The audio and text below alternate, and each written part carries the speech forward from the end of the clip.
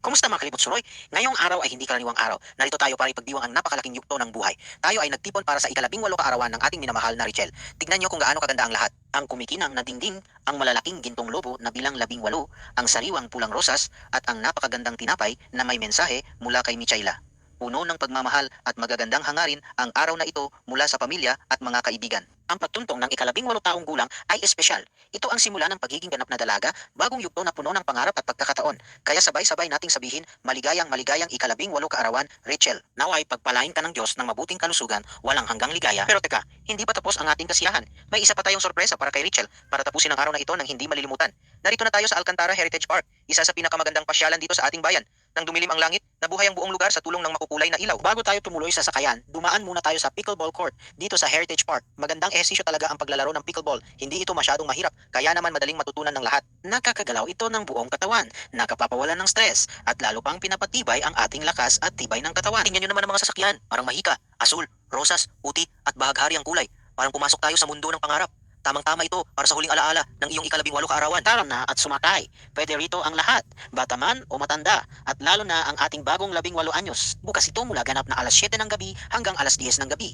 At napakasulit ng presyo, 100 piso para sa 10 minuto o 150 piso para sa 15 minuto at kasya na ito para sa 2 tao. Perpekto para magsama kayo.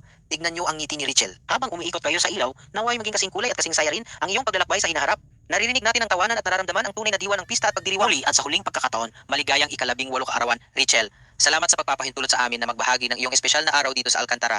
Huwag kalimutang i-follow, i-like at i-share ang Libot Suroy para sa mas marami pang pasyalan at masasayang kwento dito sa ating bayan. Isigaw natin ng buong puso. Narito na tayo ngayon sa pantalan ng Ronda Cebu. Napakaganda at payapa ng lugar na ito. Si Michaela ay hindi makapaniwala sa ganda ng tanawin dito. Tunay na nakakaakit at nakakailiw ang bawat sulok. At ang pinakagandang balita, walang bayad na entrance. Libre lang pumasok dito. Hindi mo kailangang gumastos malaki para maranasan ang ganitong kagandahan.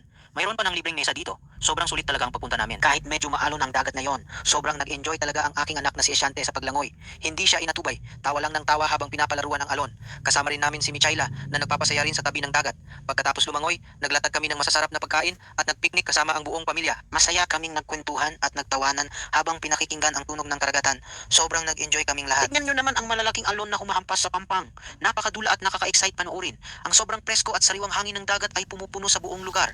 Nakakawala talaga ng pagod at stress sa maghapon. Napakagandang damhin ang kalikasan dito. Kahit malalaki at matataas ang alon ngayon, hindi ito naging hadlang sa aming kasiyahan. Sobrang nag-enjoy talaga ang aking anak na si Asyante sa paglangoy. Hindi siya inatubay kahit humahampas ang tubig. Tawa lang ng tawa habang pinapalaruan ang bawat alon. Minsan ay tumatalon siya kasabay ng pagtaas nito. Minsan naman ay hinahayaan niyang basain ang kanyang buong katawan. Walang takot at puno ng tuwa ang kanyang mukha habang naglalaro sa dagat. Kasama rin namin si Michaela na nagpapasaya rin sa tabi. Pinapanood si Asyante, tumatawa kasama niya. Huwag kalimutang i-follow, i-like at i-share ang Libot Suroy para sa mas marami pang murang at magagandang pasyalan dito sa ating Cebu.